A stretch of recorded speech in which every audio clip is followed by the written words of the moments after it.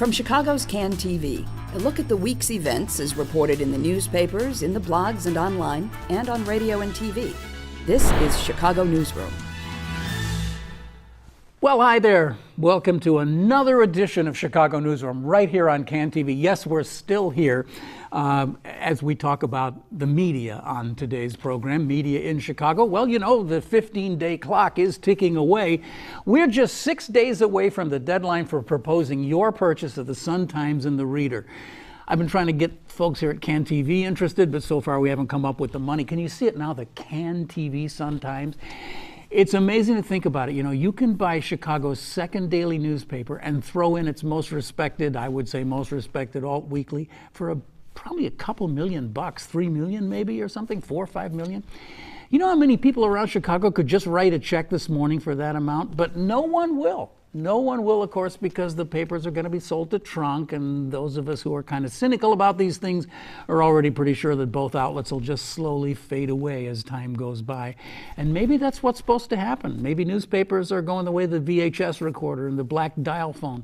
What does it mean? Should we care about losing the Sun-Times? Should we care about losing the Reader?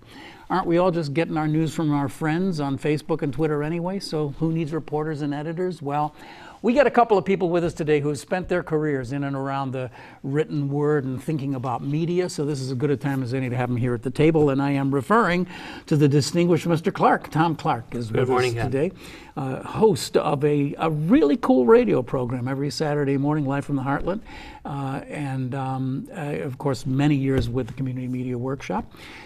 And also Mr. Scott Smith with us today, a media strategist, a guy who's been an editor and a writer, a guy very steeped in digital work in Chicago, and also somebody who I just really enjoy listening to on radio shows and talking about the media, because I think Scott, you're like one of the most cleverly focused folks talking about where we're at. So I'm really kind of pleased to have you at the table for the first time. It's always interesting to be working in Chicago media because the focus gets pulled every 3 to 6 months, it seems like, particularly lately. Yeah, and just when you think you've maybe figured something out, it didn't mean anything. So we should start, I think, at the reason that we kind of convened this meeting today, which is the Tronc, Tribune, Sun-Times, Reader, Rapport's mess, the big soup that's being made out of all of this. The Chicago Sun-Times is still publishing. It's doing reasonably well considering the fact that it has no resources whatsoever. But I saw today Joe Cahill or not today, but in this week's Cranes, says that their circulation is down to 130K. I mean, 130,000 people are reading the Sun-Times. So I went to Feeder and looked up some of his numbers for TV, and there are more people watching the 10 o'clock news on Channel 7 on any given night than there are reading the Sun-Times, and there are 650,000 people, give or take 50,000, who watch the 10 o'clock news. So, but you know, explain this. Well, it's been the case for some time, and there was just research this week again. Most people get their news from TV. Now, I don't see much news there anymore, although the current regime has kind of changed that, even though local news has more national and international news now. Yeah. But in fact, most people, whether they got a Tribune or a Sun-Times in the past, are still primarily relying on TV news. I think sports is driving some of that, and weather, which is why you see so much more of that on the broadcast style. But to your original point, I think we're talking about platform as opposed to the content. Absolutely. The content we need if we're going to be good citizens. Right. So I worry about the future. Right. And I think if you're looking at local, the reason why TV does so well, and James Warren had an interesting column in Pointer today, pegging off of how many people watch WGN Channel 9 here locally versus how many watch the big cable shows like Morning Joe and what have you, and found that the local viewership is really quite high, particularly even if you pull in Good Morning America and the Today Show and what have you. And that's because those local shows have a representative stake in their content of what's happening around them. So in their community, right? I mean, community. And you know that you see some of those folks will do those around town segments. They're actually in the community. They're actually talking about community interest things. The usability of the news that's on TV and the viability for a local view is really high. If you look at what's happening in the paper version of the Sun-Times, there is USA Today content in there. Right. And if you are a local subscriber and you're looking at that and you're saying, well, what am I paying for in the print version of the Sun-Times? I appear to be paying for USA Today. What am I actually getting that's of high local value? And there isn't to say that the Sun-Times doesn't do things that are of local value. I think there's some really good, important political and crime reporting that happens there. But outside of that, and this is also the case with the Tribune, which is now relying more on the Tribune network to bring content, particularly in your entertainment and what have you. And wire services. for Right, national, exactly. international. So the actual platform, let's call it the print platform, has a lot less local value for the reader. And then once you start to look at the digital platforms, I think that sort of just gets multiplied. This is why people were concerned when Sinclair announced they were buying a bunch of channels from Tribune. Right. Now it's said that it might be because of the local sports that those different channels represent, those stations represent in markets all around the country. But of course, Sinclair has a reputation for doing a cookie cutter news program. I don't see them replacing WGN locally because it's such a strong newscast. But as with the Sun-Times purchase, I do see a gradual lessening of local impact and more nationalization. And we all know that what really drives people to the news for the most part is local stuff. So if we're becoming more nationalized even with our local TV station, I think we're losing content that we need to know to make good decisions as citizens. Well, there's so much to unpack there. I do want to say that one of the things we say all the time on the show when this topic comes up is that the value of the Tribune and the Sun-Times to Chicago is almost impossible to estimate, but it's not the dead tree product that they put out. It's the newsroom that they've built over 100 years that has institutional memory, that has libraries, that has really good, smart people working for them. And that is a Chicago asset that absolutely can't be lost. In fact, with the explosion of internet websites that we get news and content, I don't know what the current percentages are, but an amazing amount of that content is based off of newspaper coverage originally. Right. So it is still a major feeder of what we end up talking about. Even if it's off a Facebook feed, off a Twitter thing, it's referring back to one of the majors. But that's all changed a little bit too, because I mean, I'm a digital subscriber to the New York Times, and I'm a digital subscriber to Washington Post, which are probably the two most remarkable, whatever you want to call it, beneficiaries of our current environment. But they essentially lead the news cycle all day long. And I'm not sure that that's because people are sitting down and looking through a printed paper. I mean, they have managed to migrate themselves into digital, just juggernauts. And our newspapers are doing okay digitally, but they haven't really. They're not doing that. I'd be really interested in your opinion. Yeah, I think the Sun-Times is lagging because they've never quite got the web. I mean, the Sun-Times really has a website that's almost dares you to read it. It is. Absolutely. I mean, I was looking at it yesterday, and in the course of reading a 2-minute article that was about actually something happening regarding my alderman. So it was very local, very important to me personally. In a 2-minute session, I'm getting like 3 pop-up ads and an autoplay ad. Right. The Tribune's website is somewhat better, but it is not ideal. There are a lot of ads that you cannot close if your screen is of a certain size. And if you start to look at the content that's there, one thing with the Tribune is they really expanded a lot of the sort of syndicated content. Right. So you see stuff from Bloomberg View, you see stuff from the Washington Post, The Economist, I know, was part of their content mix for a while.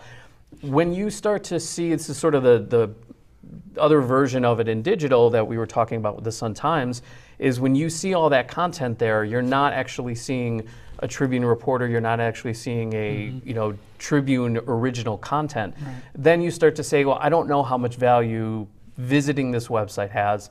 And the bigger more important thing is it's really hard to drive a digital subscriber then, because a person who's a digital subscriber is only going to fork over money for original content that's of high use and high value to them, that actually matters to them. And I think you're more likely to see that in the more local you get, and the sort of mid-range of those newspapers or news brands are having a tougher time of that.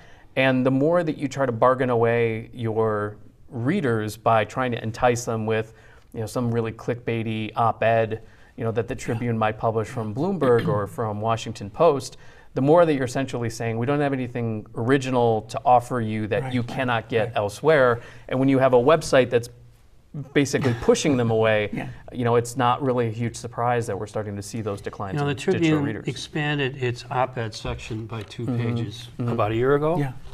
And what frustrates me is how much of that meant more nationally syndicated columnists. We don't have more local op-eds.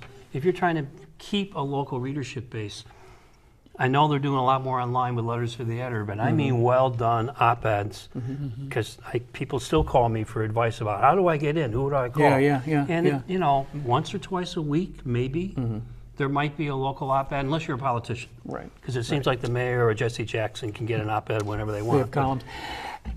But of course, then there's a whole issue too of the website versus the mobile experience, and that's a completely different situation also. I mean, I've thought that the Sun-Times has been much more impeded by money than the Tribune has. That I think that if they had resources, they could have had a far better website a long time ago. And the fact is that the time for having that has kind of passed. I mean, it's almost hard to catch up now. I don't know. I'm sort of rambling here. I don't. The thing is, a website is a tool, and that is only going to be a tactic that's reflective of the larger strategy. If there is not a content strategy that's geared towards doing as much as possible with local content, if you're a local newspaper, then it's really hard to start to see what is the actual financial viability of that paper. Right. I mean, the Sun-Times, led by Michael Farrow's strategic effort to expand into a national network of sites, that strategy driven by a way of looking at content is the thing that hurt them digitally in growing an audience, because all of the fire was going towards that direction. So as much as that, the websites, and look, Trib and Sun-Times are not alone in this. There are a lot of really awful local news websites that have this same problem of trying to squeeze as many digital display advertising dollars out of their readers as possible, even when everything that we see says that business is declining, and not just the CPMs, not just the money you get for running those ads, but just the interest that readers have in that and the value they see in ads is also in decline. So when you're talking about the website, yes, it's an awful experience, for both of our local news brands, but gosh, there is a lack of digital content strategy underpinning it, and that's where the real weakness is. You could probably get away with a lousy web experience if you had something that was so valuable that people were willing to put up with it. I still get a paper Tribune, and I can't tell you how many times I go to my digital edition because I want to send something to someone, and how difficult it is, unless I go through the proprietary system, push on the right click, because some of the instinctive things you do from a website doesn't work on the electronically delivered Tribune newspaper.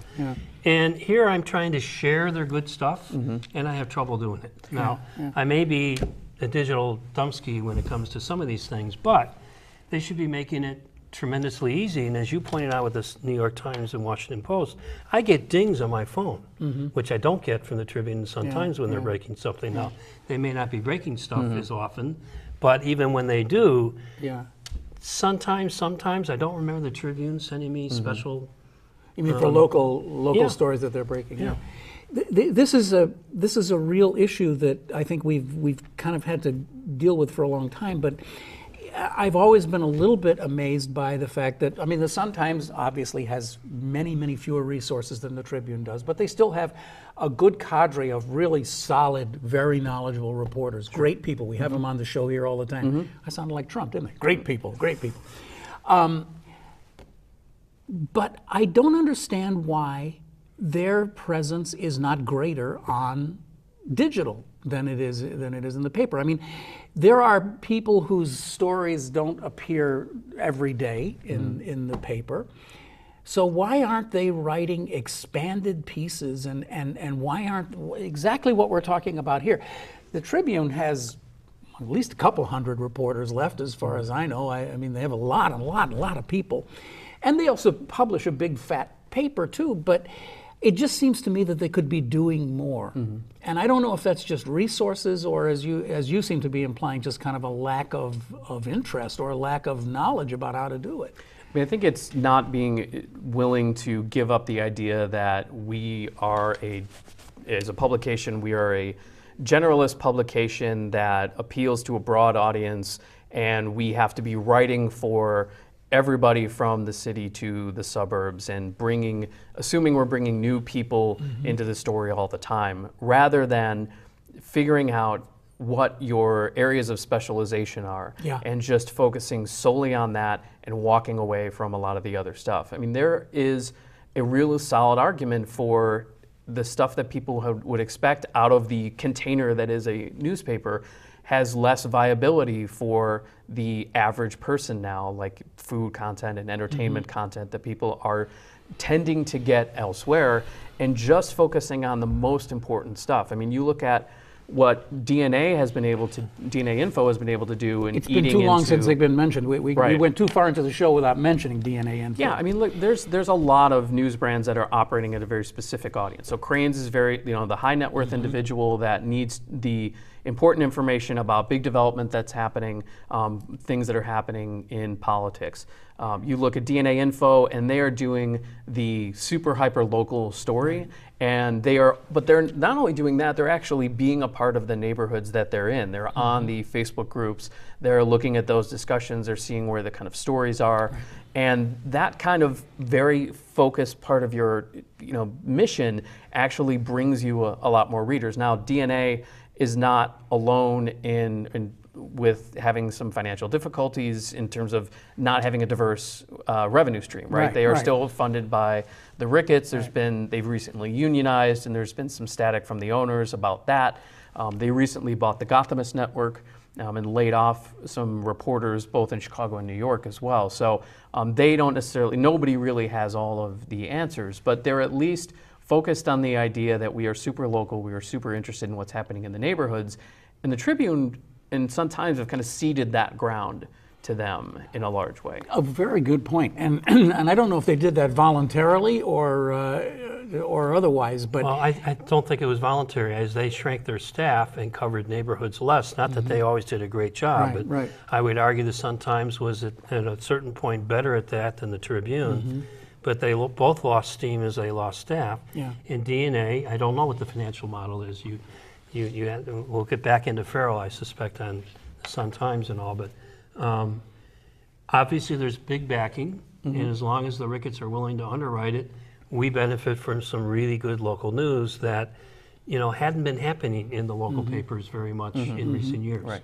Well, and there's a question though that money will eventually run out there. I mean, I think your best case is about 5 to 7 years of having a single funder like that will stick around and continue pouring money into the operation, and then expecting it to be viable. Now, for all the credit I would give DNA, and I read it every day, and I know the reporters up on the Northeast side pretty well because we feed them stuff all the time. It's still a lot of the latest bar opening or the restaurant you should go to, as opposed to breaking news or contextual news. And of course, it's rare they get much space, the reporters. It's pretty much, event-driven, this happened last night without more context. Same event in our neighborhood covered by DNA and a BEZ reporter. Now, it took BEZ 3 or 4 weeks to get the story in the air, but Odette Youssef had a very contextualized 7-minute process story about the neighborhood's response to immigrants feeling threatened by the travel ban. Lindsay Rice at DNA had a nice story, but it was a short clip that a meeting happened and there were a lot of people in the room. And that was it. She hasn't had a chance to get back to it. Well, and a question though is that their model though? Is that the model to break driven by Good question. scoops, breaking news, rather than going deeper into the contextual analysis. How much time does that take them versus focusing on being the first ones to break a significant local story? And look, significant doesn't necessarily mean the kind of like enterprise stuff that big papers really pride themselves on. For our neighborhood, if it could be a restaurant opening, it could be a the new mac and cheese salon. restaurant that opened this week. Big news. It's big news, isn't it? Yeah. I can't believe how many. And I legs it learned has. about that from DNA Info, by the way. My Sun-Times didn't report that. No, to it me, didn't. right? The financial model, of course, is the underpinning to every one of these conversations, because now we have a wealthy guy and some of his wealthy friends having a big board that basically will be controlling. Well, your tweet was terrific about, let's see, Michael Farrow now owns the Tribune, the Sun-Times, the Reader, and then people were adding all day long other things that and Chicago Magazine and Red Eye and the suburban papers that the Tribune operates, and on and on and on. And it's unfortunate that the Tribune, in writing an editorial about it, was sort of praising Michael Farrow for coming in and saving the Sun-Times. Our friend, the Sun-Times. Right, and while there is yes, it is good to have multiple news brands out there. I think it just conveniently forgot that the last time that Farrow had a very controlling interest in the Sun-Times, he had them put an obituary on the front page for somebody that was a friend of his. He made them stop doing endorsements, and then suddenly started doing endorsements when he wanted to endorse Bruce Rauner. And then a few days later, Dave McKinney quit the Sun-Times because of too much interference on a Rauner correspondent. story. Yeah, so and long time. How long will it be before this is the new splash? I mean, I think that's a real question about what is the strategy and what is the idea of what those independent newsrooms look like when you have somebody who has consistently shown that they will overrule newsroom decisions and they will be the one who's pushing a particular content strategy. A content strategy that has sort of shifted in terms of the variations on it, but has really been kind of driven by we're going to go after a national networked audience, but has yet, from either a technical or a revenue standpoint, proven itself to be either possible or even valuable for any of the news. Did Farrow learn lessons from those mistakes he made at the Sun-Times? Because I'm not aware of anything blatant like that at the Tribune since he's been in control of the Tribune. I mean, the Tribune has now run a lot more of what they've often referred to as sort of chum boxes, which are those sort of paid content boxes from Agrigo at the Sun-Times, and I forget what it's called at the Tribune now. But they have, politics chatter, you'll see, or entertainment chatter. Those were something that they got into. It often feels to me like the Sun-Times and the Tribune are just sort of trading assets and strategies back and forth. It was like the Sun-Times had the suburban papers, and he sold them to the Tribune in order to pay for the money to create the digital network, and then used money from that to then go and invest in the Tribune, bringing that digital network over to the Tribune as well. And so it's just kind of which of the papers is the recipient of that particular while strategy. That's going on up here, you have on the local level, I'm thinking the pioneers switching back and forth. That's given rise to newer local independent enterprises. I'm thinking of the Evanston Roundtable in Evanston. Yeah, that's a good example. The whole Wednesday Journal enterprise that Dan Healy has going in Oak Park and beyond. Those have probably gotten stronger, not that they don't struggle either in this confusing media environment, but people are gravitating towards others because they don't see much in the Pioneer anymore. Because part of that switching back and forth is really rob those publications of their chief asset, to come back to my earlier point, content. I mean, I think it's going to be intriguing to see how Farrow might, knowing the product, the Sun-Times, try to reposition the Mary Mitchells and Mark Browns and Laura Washingtons, which is part of the Sun-Times uniqueness. They have pretty strong columnists. Now, I don't think you mesh them in with Mary Schmeek and Eric Zorn at the Tribune. It's a separate sort of identity. And I don't mean, there are other conservative voices too in that mix, but the that to me is one thing that people might look to a local paper for. But with all the other opinion available on the internet, I don't think that's what's going to save them. I think it's going to be strong reporting, and the Tribune has a bigger investigative staff than sometimes it has phenomenal investigative reporters. But they've tended more and more to do hand in the cookie jar type reporting. And I'm not saying watchdog reporting isn't important, but there are other things to look at in this city that's always been kind of run by corruption than just which politician got caught. So is it possible then that these two former behemoths, these two juggernauts that kind of set the agenda in Chicago for a long time, will just begin to, or not begin, they will continue to recede, and we'll see other organizations that are reasonably well funded begin to fill some of these spaces? I'm thinking of BGA. They're kind of running their own news organization now, although they've had some issues. ProPublica is moving into Chicago, which is a big deal, and they've hired some really high quality talent from the Tribune. From the Tribune. It's worth noting. So, do we have reason to be optimistic that some of this reporting will begin to flow from newsrooms other than the Sun-Times and Tribune newsrooms? Well, I think it's going to be interesting to see how quickly ProPublica can build up a local base in the midst of 3 or 4 political blogs one can get every morning now in this region. I mean, sure, but how much of that, though, is, again, like, very focused on, I mean, obviously Capital Facts does very good work and valuable Daily work. Line is the one that we ought to be reading. I would also argue Daily Line as well. I don't have that $700 to get both. I just don't. Which is another whole issue, is that some of the best quality stuff is really expensive to get hold of. But let's look at, that's a good example, though. So Daily Line has a very specific audience. They want to focus on people who are making their money off of politics in Chicago in some way. Cook County. And and are served by that product only when it tells them information that they cannot get elsewhere. And in most cases, if the average person were to read through the Daily Line, and I get it every day, you're going to see stuff in there that the average person would be completely bored to tears by. It is committee meeting stuff. It is zoning information. It is stuff about the Water Reclamation District, which is something the average person doesn't really know. Until their basement floods. But it is incredibly valuable to pollsters. It's incredibly valuable to people who make money off direct mail. It's incredibly important to developers. Politicians. And so for them, $400 a year is a bargain, especially when you figure out, how much is that a month versus the cost of something else that's doing a lot of generalist kind of who won the day. It tends to be more about this person said that, and here's how it, and all that kind of stuff.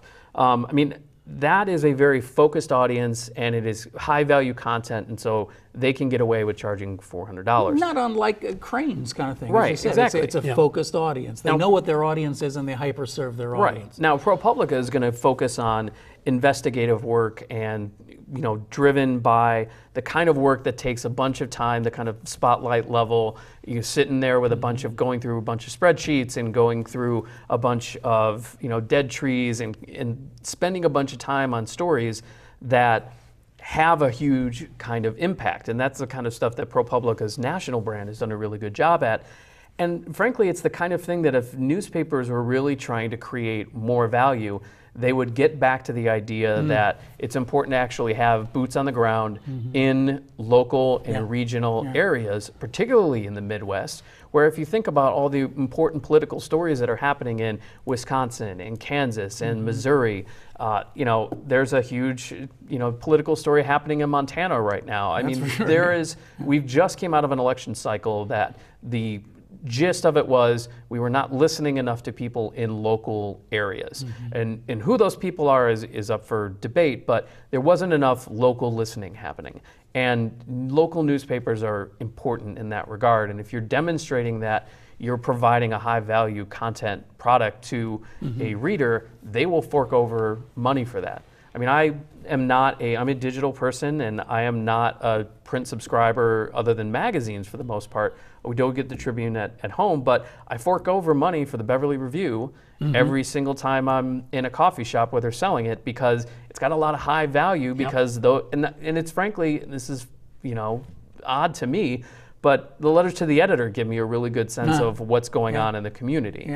So that's got value. I'm happy to fork over money for that. I'm happy to read DNA Info because they're focused on my neighborhood as well. And so the question is, for the Sun-Times and the Tribune and for ProPublica and everybody else, is what part of the audience, since it's so big now online, what part of that audience are you going to focus on, and what do they need from you what the do they most? want, and what are you going to give them? And step away from needing to feel as if you are the, at the end of the day, we've given you the complete story that's happening in Chicago or whatever, Columbus, Ohio, wherever it is, and focus more on the kinds of stories that I think papers have largely walked away from. The thing I'm being nostalgic about, I'm more and more platform neutral, although I like print, I like the paper, but I only get one, the Tribune, and the rest is all digital, is that for better or for worse, the Tribune was sort of our public square when I was growing up. Now I know there were voices missing from that public Charlie square. Meyerson already patented that, didn't he? Well, we've chatted about this. Oh, okay. All right. Well, he has recently, I guess. But from which I would argue conventional wisdom comes. So to the extent we're trying to figure out where we ought to move next as a populace, as a populace on whatever issue, part of how that happens is elections. But in between elections, there's other stuff that goes on, and newspapers were traditionally where that debate or that discussion took place. My years working at the Community Media Workshop was trying to get more representative voices into that public square. Because that's part of the reason that public square CMW is was founded, dissembling. because it was so hard to get into that. That public square is dissembling, and I would argue that's part of why we seem more polarized. Because the middle has dispersed. It's dispersed into our silos and our niches that we're more comfortable Just with. with everything. And if I were a Tribune publisher editor, I would really be flummoxed over how to find that niche that's going to be financially successful, as well as my nostalgic point here, which is there's another value to journalism, which is helping us not only hear voices and bring voice to the voiceless, but then use that to figure out, okay, what's the next best thing for us to do? As opposed to everything that might be done by focus groups in the back room that never make it into the news by those experts that might talk to Daily Line. A couple of things just to sort of follow up on what we've talked about. We're already at the half-hour mark here, and I just want to mention for those of you digital listeners who are wandering around with your earbuds on listening to us instead of watching us on TV, you're listening to Chicago Newsroom, and we've got Thom Clark with us today, and we got Scott Smith with us, and we're talking about the media in Chicago, which is something we love to talk about on this show. We started out the show by sort of sarcastically saying, hey, you could probably pick up the Sun-Times and the Reader for, nobody really knows for sure, but it might be as little as $3 million. Did we start the GoFundMe thing here? So, I mean, really, $3 million is pocket change. So why isn't there some individual who would say, kind of like the Ricketts with DNA, this could be a public asset. This could be the Thom Clark public square kind of thing that you're talking about. I'm going to take that paper and I am going to I'm going to have fun with it. I'm going to just see what I can make. We know that it's a kind of a dying enterprise. But, it's sort of like LPs, 30 years ago, right? We know LPs are on their way out, but you can still have a lot of fun with them. Something like that. I don't know, maybe a bad analogy. I mean, I think most of the people with that kind of money are running for governor. I think. I'm not sure. No, I mean, you could. You or probably already are. Right. Or are funding him. You could, or putting money into a PAC to ask Pat Proft to do fake news. So that's what it is. The money's we'll all leave that over here for a second. So, I think you could probably pick up the Reader for $3 million. And you would be getting an incredible product, particularly when you think about the amount of money that most of the staffers are being paid is in about the $35 to $40K mark, which was about the starting salary in a paper like that when I was starting 10 years ago.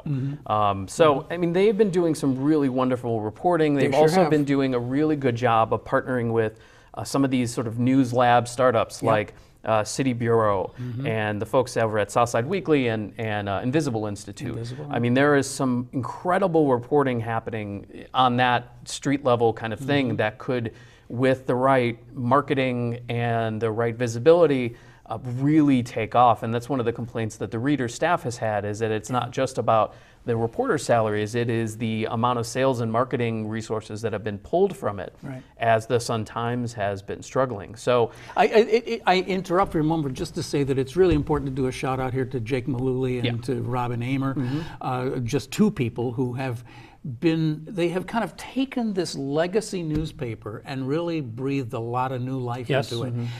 Despite the fact that they have no resources to work with. And that's exactly what I'm talking about. Surely there's somebody who would say, okay, just this, let's just buy this sucker.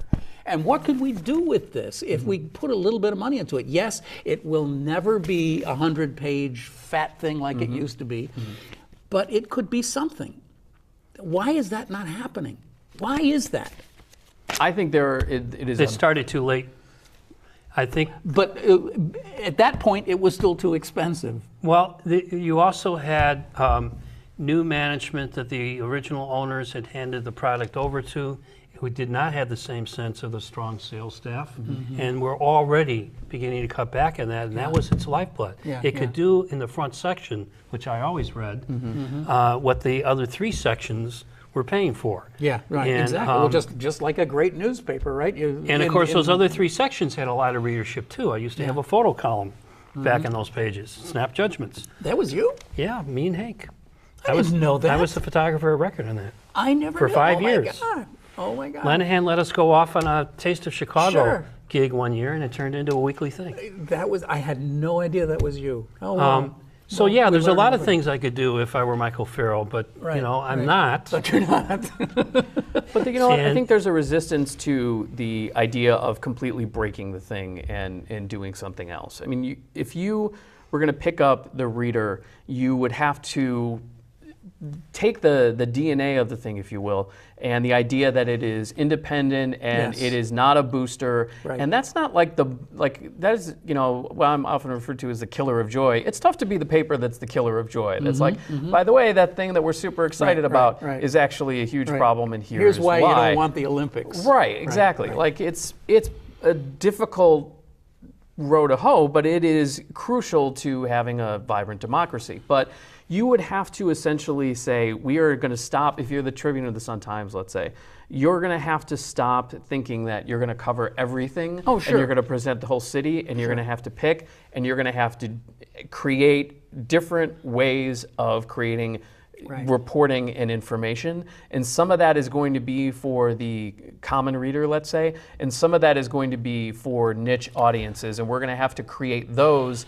And those are actually going to be through subscriptions, because honestly, that's where local news is, that's where that survival is going to happen, and that's where most news survival is going to happen, is on subscriptions and not necessarily on advertising. There is an amazing analogy here to retailing, right? I mean, years ago we were talking about how Sears was destroyed by the fact that there were all these boutique companies where you could go to Just Jeans and, you know, all that kind of thing.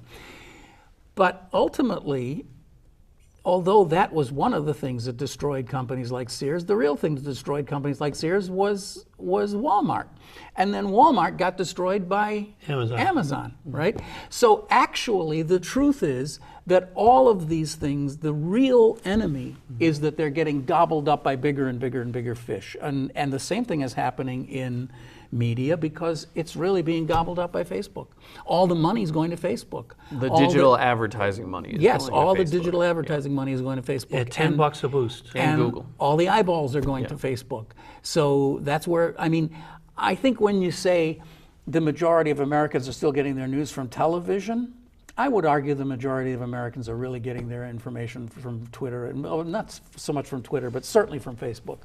And that's what we all have to deal with, is that there will be no jobs, there will be no money, because it will all go to Zuck. I think Facebook is going to find that news as a content stream, and I'm talking, when we're talking about news, I'm talking about the sort of like high value, local importance, that kind of news has almost no value to Facebook whatsoever. The kind of stuff that has value to Facebook is stuff that keeps people inside of Facebook and commenting and talking. I think the value for Facebook and local is going to be some of those local Facebook groups that people keep engaged in. Some of those are driven by a lot of local news coverage and local news conversations. But look, you start to see what has happened in the last election and how many people said, oh, I hate going on Facebook because people are just yelling about X or Y or what have you.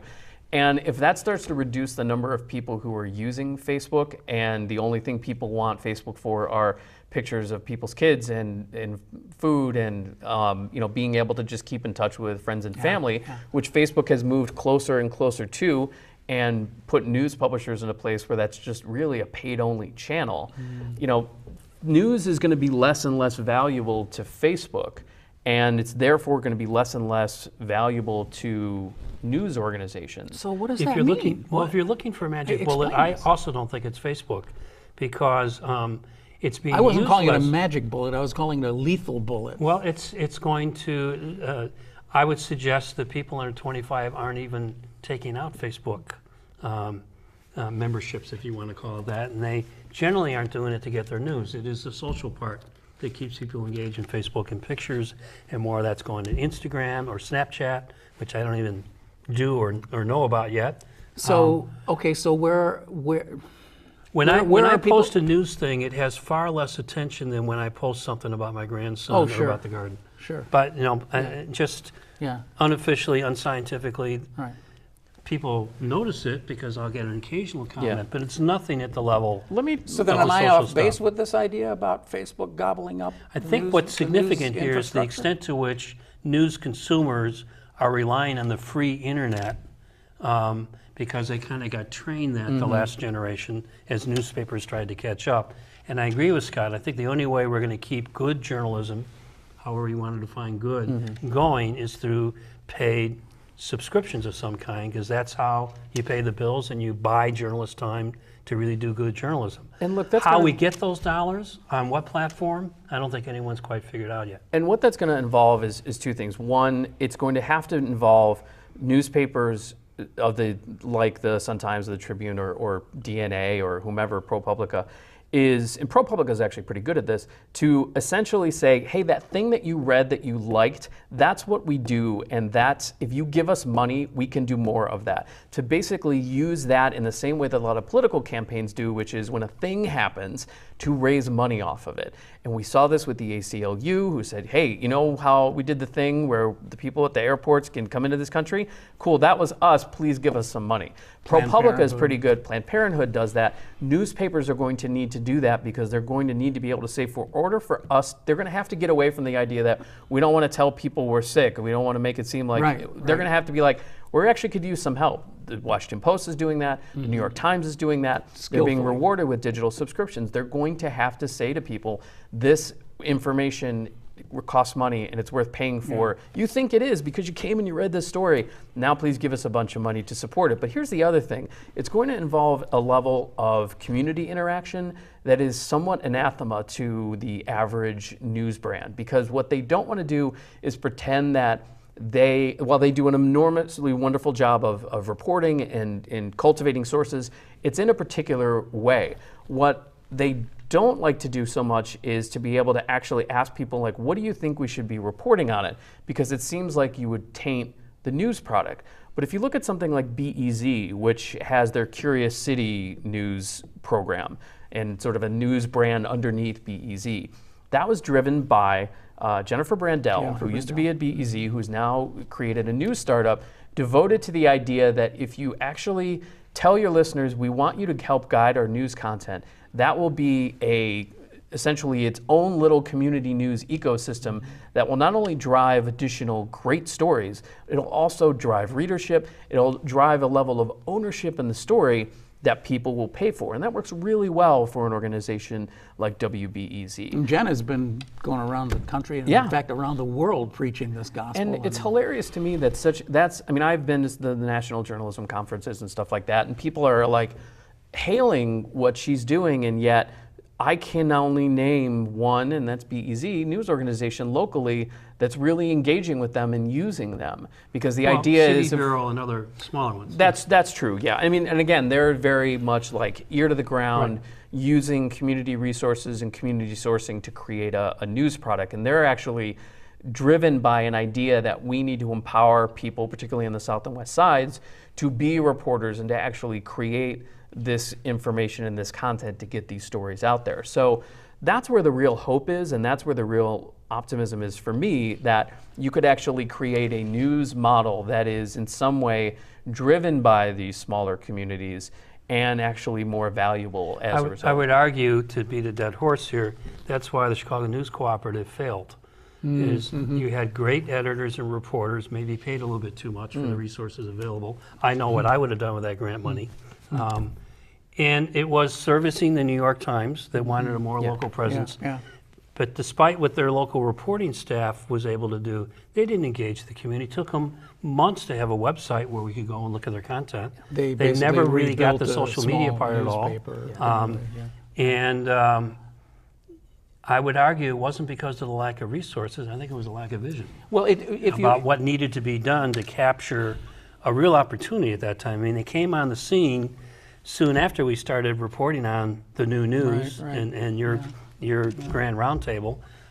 So I think there was an opportunity there that we missed, and of course we aren't going to get local funders and others to try that again. That won't happen again. Yeah. It well, failed. I mean, what we do have is this revolution that has pretty much rolled itself out now over the last 10 or 15 years, in which the infrastructure of news dissemination has changed from a point to everyone, guy on the mountain with a megaphone structure, which was necessary because it had to all run through a printing press or through a radio transmitter or something, to a point where everyone is their own radio transmitter and their own publisher. So the infrastructure is flattened out. But what I think I'm hearing you say is that the people who are still running news organizations, it's very difficult to conceive of a flat landscape where everyone is kind of equal almost. Well, in fact, it's not a flat landscape, because one of the reasons Sinclair can buy the Tribune is that Trump loosened the rules. And I think this is something else going on in the background. And before we're talking about Trib Media, their sort of broadcast end that Sinclair is buying rather than the print version. The Tribune was broken which is into Tronc. two companies. One was the fat baby with the silver platinum spoon in its mouth that was all the TV stations, and then they offloaded the newspaper into a separate I'd be curious in company. your reaction to this, because I think there's some significance behind net neutrality being diluted. The fact that Sinclair can buy all those stations. Growing up, there's no way you could have that kind of monopoly. Right. Now, to be fair, this started under the Gore Commission in the mid-'90s Yes, under it did. Clinton, Yeah. but it got worse and worse and worse, and now it's like the Wild West again. Clinton's big effect was on radio. I mean, radio deregulation Right. allowed these 3 or 4 companies to buy every radio station in the country. Now we're going to see the same thing happen. Well, there's a couple of cautionary statements to be made about the Sinclair purchase. So one, Sinclair actually had a deal with the Trump campaign to provide more favorable coverage. So when you start to talk about the shrinking number of companies that own newsrooms, and it's a particular concern when Mr. Farrow was buying the Sun-Times and the Tribune, that's something to keep in mind. But we were talking about the Sinclair deal kind of being driven by the sports content, right? Tribune and has sports for the Yankees and the Cubs, and they own the rights to broadcast some of the games and what have you. But in both cases, in New York and Chicago, if you look, I know Chicago, WGN had a 5-year deal starting in 2015, and I believe the Yes Network had a roughly the same 5-year deal also starting in 2015. That's going to expire in 2020. It's only a couple of years from now. And you start to look at who else is broadcasting those games. Here in Chicago, it's Comcast Sports Network. And that's partially owned, I think it's like 40-40 and 20 by the Cubs, the Sox, and the Blackhawks. And the Yes Network has a very similar team-driven arrangement. The idea that this shorter 5-year agreement was adopted was because the Cubs essentially wanted to, a few years out, figure out a way to put together a more lucrative regional network deal. To own it all. Comcast, right, to own it all. Because Gosh, why wouldn't you want to own all the content Right. about your team and the broadcast Now that area? we've already bought all the bars around Wrigley Field, and Right. we pretty much own that entire I believe ward. it's the 360 entertainment right, conglomerate, right? Which no one can afford to go to anymore except they're So filming why it shouldn't now. we also own the games? But Yeah. that's the thing, right? So Sinclair, if they're buying it for the sports content, Yeah. isn't that going to go away in a couple of years? And what seems is like that it. going to do to the value So of are you those? saying that they made a dumb deal, or are you saying that there's something else to this that we're not looking at? I'm not sure what it's got. It's a good question of what else there is. I mean, I think that this is again a doubling down on the idea of the display advertising in the ad space. I don't know that it could be completely be driven by sports because it feels like that's going to dry up more and more as teams develop their own kind of networks for putting the content. So just predicting here, do you expect the WGN morning show to add a couple of commentators who will tell us daily what a great job President Trump is doing? No, I don't think so. You don't think so? Not yet. No. Not yet. That in that particular case, They're making no. too much money in the current format. Yeah, they're number one in the market. They're probably in 5 won't mess years? with that. Micah Mater commentary, and now it's time for my commentary about the good news about the Trump administration, ladies Well, and gentlemen. you would No, probably don't think develop that's some kind of other pay-for-play content that would air on those stations. Maybe you'd have a half hour of Chris Roebling and Mark Halpern. No, half hour of Chris Roebling. And Marge would drop in every once in a while with a snide comment. Oh, yeah. We're getting a little insidery all here. of our friends who appear on the show here, yes, indeed. We could just go on for hours and hours on this, but I've really enjoyed this conversation. I just want to throw out a couple of just completely random non sequiturs. Forrest Claypool gets a 98% or whatever you want to call it, no confidence vote. What does that mean? I'm not sure, given that most of the problems he's dealing with precede him. And he's not really, And most of them emanate from Springfield, and you can blame who you want there. Well, I think that obviously nobody expected that CTU would give a vote of confidence, and 98% is probably what you would expect. But that's sure, Soviet Union numbers, man. right? It is. 98%. Obviously there were problems that preceded him, but I don't think the effort to sue the state based on the fact that the state was essentially having separate but equal schooling in Chicago, I think was a bit of a fool's errand, and I think that's been borne out. There was a lot of time spent and a lot of effort spent. I was at a CPS board meeting not too long ago, and it was a significant part of some of the stump speeches he was making during the meeting. So I think that was a lot of wasted effort, and I think everybody expected that at some point Chicago would come around and figure out a way to fund. I mean, Ken, you were asking about why doesn't all these folks with all this money just plunk down $3 million? There's money to be had if you're able to donate $50 million to your own reelection campaign. Yeah. If you're able to step into that kind of a political race and fund some things, there's money to be had in the School state. bonds are going for about 8% now. Yeah. And there's things like TIF funding and stuff like that. The sort of like structural issues that drive a lot of the problems in Chicago, Illinois are kind of thrown under the rug when you spend a lot of time covering things like, is Forrest Claypool, is the mayor mad at him because he did this, and who's up, who's down? It's that kind of stuff, rather than some of the more where people live kind of issues like what are the state and condition of the schools in your area. and Kind things of like, that. why is Trump not holding his wife's hand when actually he's taking 25 million people off of their health insurance? Yeah. Yeah. Something That sort of thing. along those lines, yeah. Okay, one more. The population decline story that broke this morning, 8,000 people fewer in Chicago. Tom and I were having a little bit of a debate about this before we rolled the cameras this morning. I tend to think it's not that big of a deal story because I think all of the populations, or the population increases are dropping in all the major cities because of just plain old demographics. The population is aging, there are fewer younger people. Maybe it's not a big deal. I don't know. I think it's a big deal Okay. because it's 3 years now, and New York and LA are not shrinking. So why are they still growing incrementally and we're not? And as I tried to argue before, I think a combination of ever-increasing unfair taxes. By unfair, I mean the way it's distributed, primarily property tax and sales tax, which means irregardless of your ability to pay, you got to pay. And as a homeowner who's now retired with these property tax increases, that's all on my retirement savings. I have no other give to cover that. So I'm now in that category. People are going, what do you mean you're doing it again when we only have so much state revenue coming in? Crime, I think, has had an impact. And the reason I mention that is that it seems to be primarily middle-income black families that are leaving. And they're not just going to the suburbs. They are reverse migration possibly is going on. Texas seen the biggest increase. I think it's something to be concerned about if further population growth is something you think is important to keep the region going. At least psychologically, I think it probably is. And why is the core of, if it's true, the black middle class leaving? Scott, you get the last word. Well, it's the south and west sides that are seeing the biggest decline in population. If you look at the north side and downtown, you're actually seeing population increases based on some of the data that I've seen.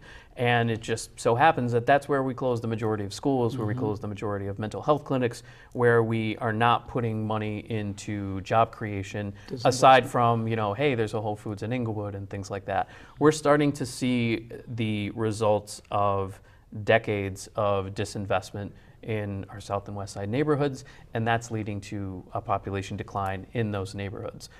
That's really the key to it there. I mean, there's a number of reasons, but they are generally economic, and when you start to see a decline then in social services coming from the state that refuses to fund them, I mean, those are the things that matter, and they matter a lot more than a new arena near just outside of downtown. Yep. That's it. We've talked our way all the way to the top of the hour of the clock, so we have to run. Thom Clark, thanks. It's great to see you back on the show again, and good luck with your radio show. Thank you. It's live from the Heartland Saturday mornings. You can hear it on the radio, but you can also, just like everything else, you can see it online, right? Live from Heartland.com. Watch it online on Facebook. And Scott, thank you. First time, but I hope you'll come back many, many more times. Yeah, it was great. I was glad to be here. Thanks for being with us today, Scott Smith. You have been watching Chicago Newsroom. It's a production of CAN TV, something we're very, very proud of. And you, of course, can watch this or any other show by going to this address, and you can just see our entire archive of whatever it is, 360 or something shows. Oh my God! And we're back next week with something else. We're going to talk about we're going to talk about a lot of things next week, and we'll tell you about it then. So thanks for watching. See you next week. Bye for now.